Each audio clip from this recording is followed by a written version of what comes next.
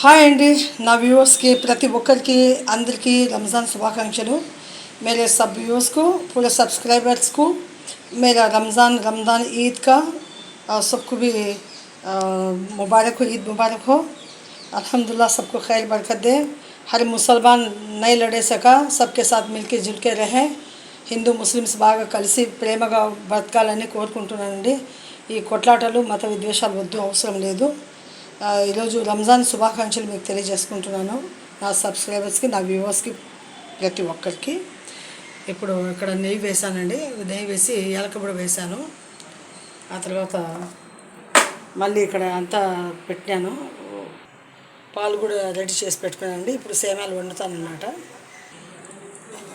ఈరోజు రంజాన్ కాబట్టి చాలా సంతోషంగా అనిపిస్తున్నదండి. ఇవన్నీ డ్రై ఫ్రూట్స్ అంతా క్రష్ చేసి పెట్టుకొస్తున్నా, మిక్సీలో కొట్టాను, తుంచుకుంటూ ఎడుకుంటుంటానని. కానీ చాలా బాగుంటుంది, దాంట్లో కలిసిపోయి మంచి సేమలు తయారవుతాయండి.